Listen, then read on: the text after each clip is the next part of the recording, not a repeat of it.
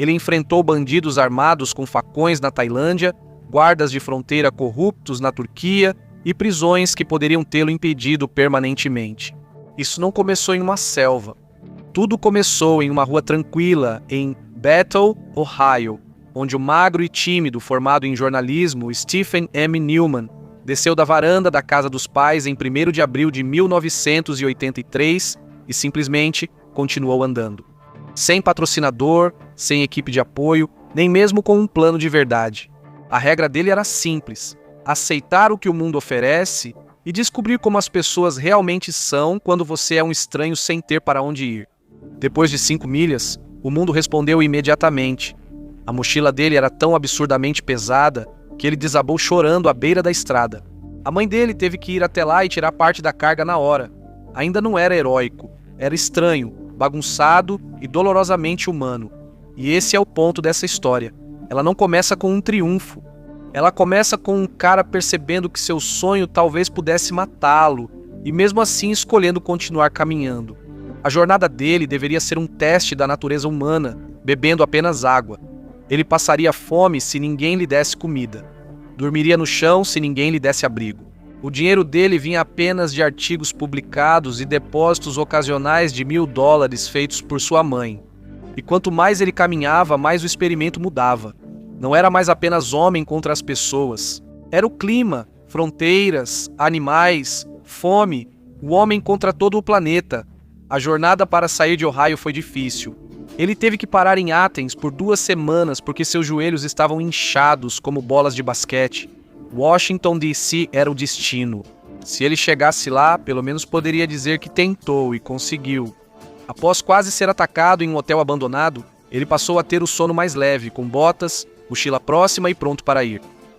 Seguindo viagem, chegou a Boston e ao Atlântico. Em julho de 1983, Stephen desembarcou em Dublin, bem no meio da Irlanda durante os conflitos. No instante em que ele revelou o que fazia, o clima mudou. Um jovem americano sozinho e com pouco dinheiro atravessou fronteiras. Os guardas não ouviram uma aventura. Eles ouviram uma história de fachada. Eles o trataram como suspeito. Ele conseguiu se explicar, mas a mensagem era clara. A suspeita seria uma companheira de viagem não oficial. Stephen seguiu para o norte mesmo assim, para a Irlanda do Norte, em direção a Belfast, dormindo onde pudesse. Uma noite foi acima de um antigo pub com uma família de 10 pessoas. Depois veio Larna. O prefeito buscava boa imagem pública, com a história otimista de um homem viajando pelo mundo. Stephen ficou feliz em colaborar até que a porta se abriu no meio da reunião. Um homem entrou correndo com o rosto pálido. "Tem uma bomba lá embaixo." O prefeito saiu correndo. Todos se mexeram. E Stephen, preso entre o pânico e a educação, agachou como um idiota, congelado no lugar, sem saber se corria ou esperava. E a bomba? Era o saco de roupa suja de Stephen em um parapeito de janela. Em todo o Reino Unido, as coisas esfriaram. Uma noite, ele foi cercado com pedras, socos e insultos. A França também o afetou. Na Normandia, ele viu os túmulos de jovens soldados americanos, adolescentes, assim como ele. Aqueles soldados cruzaram um oceano rumo ao verdadeiro terror. Ele escolheu essa jornada. Ele chegou à Espanha, atravessou os Pirineus e desceu 700 milhas até o Mediterrâneo. E quando chegou ao Mediterrâneo, a parte mais fácil da jornada estava completa. Antes de chegarmos ao próximo destino de Stephen, inscreva-se no canal, porque daqui para frente, isso deixa de parecer uma viagem e começa a parecer mais uma questão de sobrevivência. Em dezembro, ele cruzou para o Marrocos e depois para a Argélia. As falésias costeiras e florestas foram um dos lugares de que ele mais gostou, mas tudo isso estava prestes a acabar.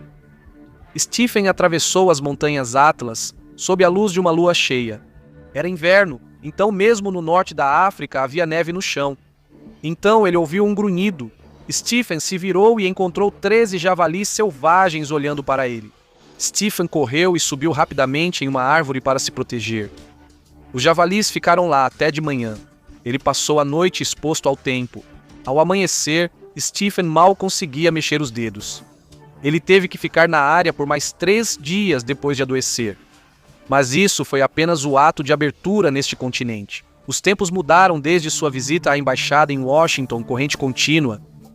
As autoridades na Argélia já não achavam que ele era só um cara dando a volta ao mundo a pé. Na Argélia, as prisões não eram incidentes. Elas faziam parte da rotina dele. A maioria das pessoas pensaria em voltar para casa a essa altura, mas Stephen continuou andando direto para o deserto do Saara. Quente, vasto, vazio. Você não sobrevive aqui sem uma preparação extensa, além de conselhos dos moradores locais. E isso também significava algumas das comidas mais estranhas que Stephen já comeu. Leite de cabra azedo, assado ao sol por alguns dias, sem refrigeração. Depois, misturado com sangue fresco de camelo. Os berberes disseram que isso o deixaria forte. Stephen disse que engolir aquilo era mais como vomitar ao contrário. Ao chegar à Tunísia, Stephen já sabia do que o norte da África era capaz com um viajante solitário. Na Argélia, ele foi parado, acusado e preso mais de uma vez porque as autoridades simplesmente não conseguiam acreditar em sua história. Quando ele chegou a Tunis e viu a costa, não era só uma paisagem bonita. Era um recomeço onde podia respirar, se recompor e decidir. A África tinha ficado para trás. Em março de 1984, ele voltou para a Europa. Primeiro passou pela Itália, vivendo de sardinhas, engolidas ali mesmo, direto das redes dos pescadores. Eu não sei você, mas provavelmente aí seria onde eu daria um basta. Veneza trouxe um pequeno conforto, um novo par de botas que a mãe dele tinha enviado antes. A Europa Oriental foi um borrão. Depois ele seguiu para o sul, entrou na Grécia exausto e trabalhou 2 semanas em um circo. Depois foi para a Turquia, sobre a qual ouvira coisas ruins. Viajantes americanos presos e espancados. Mas isso não aconteceu. Stephen descreveu os turcos como um dos povos mais calorosos que conheceu. Trabalhadores de telefonia no centro da Turquia pararam no meio de uma tempestade para lhe oferecer uma ligação gratuita para casa. Por quê? Eles notaram que ele era o homem dando a volta ao mundo a pé. Um deles até subiu em um poste durante uma tempestade para isso. Stephen então chegou a uma vila chamada Gan Koyu. Para os moradores locais, ele era uma novidade. Porque um americano viria justamente para essa vila? O chefe ficou tão impressionado que organizou um festival em homenagem a Stephen. Pelo menos por uma noite, ele se recostou em uma cadeira como realeza. Ele assistiu enquanto os moradores o perfumavam e faziam apresentações para ele. Então, as coisas voltaram a tomar um rumo sombrio. A Turquia faz fronteira com 8 países, mas Stephen precisava continuar indo para o leste, e isso significava apenas um lugar, o Irã. Os guardas estavam em alerta quando Stephen chegou lá em outubro de 1984. Mais uma vez, ele foi detido, mas dessa vez foi diferente. O Irã enfrentava dificuldades na época, assim como a Turquia, que vivia uma guerra civil devido à rebelião do Partido dos Trabalhadores do Kurdistão contra o governo. Esse conflito durou décadas. Um dos comandantes da polícia aproveitou a detenção dele como um convite para espancá-lo. Ele xingou os Estados Unidos enquanto batia no ingênuo americano. Mais tarde, o guarda que vigiava Stephen foi ao banheiro no meio da noite. Stephen viu sua chance. Ele saiu pela janela e sumiu na escuridão. Stephen tinha chegado a um impasse. Ele não podia continuar andando, não para o Irã e o Afeganistão. Até para ele, esses lugares eram perigosos demais. Revolução Islâmica, Khomeini, Guerra Irã-Iraque, invasão soviética do Afeganistão, os Mujahideen. Então ele voou direto para o Paquistão. Mas os guardas de fronteira não ficaram felizes em vê-lo. Eles tentaram convencê-lo a não atravessar. Pelo menos não houve prisões desta vez. As montanhas nevadas do país eram uma de suas lembranças mais queridas. No entanto, Stephen estava preocupado com o tom militarista do lugar, e logo se cansou dos olhares e das multidões agitadas querendo vê-lo. E isso era só o começo. A Índia também foi difícil de entrar. A primeira-ministra Indira Gandhi havia sido recentemente assassinada por seus próprios seguranças. E dessa vez, não houve como convencer os guardas de fronteira relutantes como ele fez no Paquistão. Então, ele teve que ser um pouco criativo. Ele usou roupas de um missionário para entrar no Punjab. Na Índia, tudo era mais fácil que nos outros lugares da Ásia por onde passou. Ele comeu leite de cabra coalhado com os locais. Ele dividiu refeições com monges budistas que não paravam de olhá-lo, fascinados por sua pele branca e cabelo ruivo. Ele não conseguia lavar suas roupas ou tomar banho sem que centenas de pessoas se reunissem ao redor. Em um lugar, ele atraiu uma multidão de 7.000 pessoas. Então ele ligou para casa no Natal. Seu pai havia falecido um mês antes, no Dia de Ação de Graças. Aquela ligação da Turquia foi a última vez que ele pôde falar com seu pai. Stephen estava em modo de crise. A jornada estava cobrando seu preço. Stephen estava emagrecendo muito, mas o impacto mental e emocional era ainda maior. Sentia falta de casa, família e amigos. As multidões ficavam perigosas, empurrando e agarrando, e ele temia ser esmagado. A polícia precisou afastar as pessoas com cacetetes. Ele lutava para decidir o próximo passo: voltar para casa e ficar com a família de luto. Stephen não buscava recordes e dispensou patrocínios, sem contratos a cumprir. Mas isso poderia significar o fim de tudo o que já havia conquistado. Aflito, ele parou na cidade de Varanasi, um local sagrado para o hinduísmo. Lá, os corpos dos falecidos são cremados e suas cinzas lançadas no rio Ganges. Ele conheceu um lama tibetano errante e seus 2 discípulos, que iam para Sarnath, onde Buda ensinou pela primeira vez sobre iluminação. Eles tiveram dificuldades para se comunicar, mas Stephen já sabia superar as barreiras do idioma.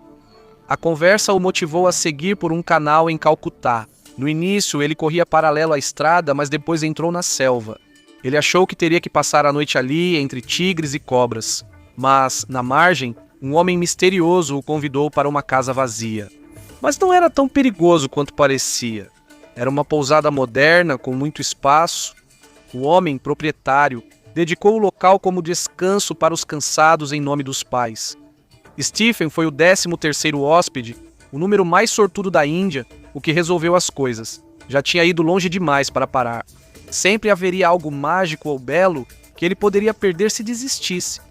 Ele chegou à Tailândia em fevereiro de 1985 e logo teria algumas dúvidas sobre essa escolha.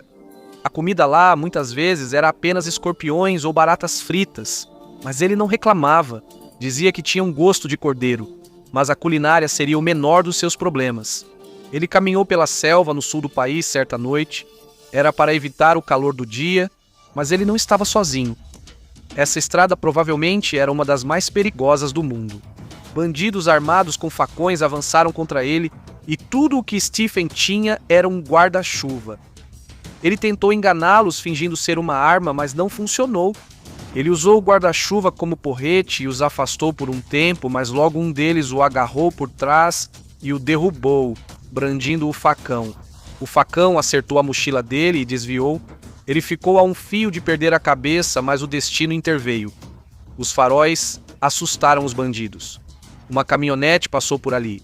Stephen aproveitou e pulou para dentro. O motorista, um fazendeiro local com esposa e filhas, se assustou ao ver um americano desesperado pulando sobre eles. Felizmente, Stephen já tinha aprendido muito até então. Mesmo que vocês não falem a mesma língua, as pessoas sempre dão um jeito de entender o que você está dizendo. A família se acalmou e o levou até uma delegacia. Dessa vez, não houve prisão nem agressão. Eles ofereceram segurança. Stephen saiu de tudo isso ileso. No dia seguinte, Stephen, compreensivelmente, pensou que deveria voltar para casa, mas conheceu outro monge budista, que percebeu que esse americano precisava de algo mais do que descanso. Stephen foi convidado a ficar no mosteiro próximo. Só o líder falava inglês, e Stephen o encontrava nas cavernas todas as noites. Isso lhe deu confiança para atravessar o restante da Tailândia, buscando abrigo em um novo mosteiro a cada noite. Mas ele ainda não tinha terminado de arriscar a própria vida. Em junho, ele estava na Malásia, em meio à selva densa, florestas de seringueiras e um calor intenso. Caminhar ali era mais lento e tudo parecia mais remoto, isolado. Em uma vila, ele viu um ritual de andar sobre o fogo, com pessoas atravessando brasas como se fosse normal. Stephen disse que foi uma das coisas mais estranhas que viu na viagem. Singapura era o completo oposto, moderna, rápida, limpa e controlada. Ele não ficou muito tempo. Singapura parecia quase irreal depois de semanas na selva, e foi aí que ele percebeu o quanto tinha se afastado da vida normal. Foi uma parada rápida antes de um grande salto, deixando a Ásia e seguindo para a Oceania. Para Stephen, a Austrália não significava apenas passar pelas cidades movimentadas e agradáveis da costa. Isso significava caminhar da costa norte até a costa sul, e isso trouxe seus próprios desafios. Alguns australianos bateram em Stephen por ele ser americano, mas nem todos. Alguns o avisaram que era impossível atravessar o Outback a pé. Stephen era inteligente o bastante para saber que precisaria de mais que uma mochila. Ele puxava um carrinho de suprimentos. O Outback o desgastou. Ele aprendeu a comer lagartos, se escondia em minas de opala para fugir do sol e pegou uma pedra para sua mãe até que um australiano bêbado apontou uma espingarda e a pedra caiu de suas mãos. 2 desconhecidos o levaram de volta e, contra todas as probabilidades, a pedra foi encontrada no meio do nada. Ele disse que foi uma das experiências mais assustadoras que teve na viagem. Mas Stephen era um sobrevivente. Ele chegou a Melbourne e deixou a Austrália em junho de 1986. Stephen pegou um avião e foi para Vancouver. A última etapa da sua jornada havia começado, e isso significava encarar algumas missões paralelas. Uma delas foi para Los Angeles, e lá ele teve uma plateia. 3.000 pessoas o acompanharam de Pacific Palisades até o Temescal Canyon Park. Ele não contou as 6,2 milhas como parte do seu total.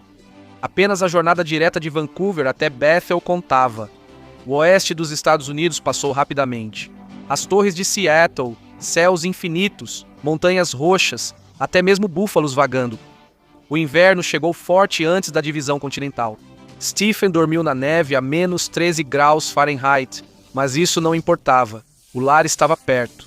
Os últimos 8 quilômetros cortaram estradas rurais e campos cobertos de neve no Parque Estadual East Fork, cada passo rangendo em direção à varanda que o esperava o tempo todo. Atrás dele se estendia um mundo que ele havia atravessado, cada canto gravado em sua memória. Em 1º de abril de 1987, Stephen voltou para Bethel, com a bandeira americana nas costas. Centenas se aglomeraram enquanto ele percorria a última milha pela Main Street. Finalmente, ele chegou àquela mesma varanda de onde havia partido e foi para os braços de sua mãe. 4 anos, o mesmo número de pares de botas, 5 continentes, 21 países, 20 a 25 quilos perdidos, centenas de famílias com quem ele ficou. $4.000 gastos, 34.000 quilômetros e 40 milhões de passos. Stephen teve muitos problemas em sua jornada global, mas segundo ele, o mundo é um lugar melhor do que costumamos acreditar. Existem mais pessoas boas do que más, mesmo em áreas perigosas. Stephen Newman foi aonde quase ninguém vai, até onde você conseguiria ir se tentasse. Obrigado por me acompanhar hoje. Espero que você tenha gostado do vídeo e se quiser ver mais vídeos como este, considere se inscrever e ativar as notificações. Isso realmente faz diferença. Obrigado novamente e até a próxima no MapPack.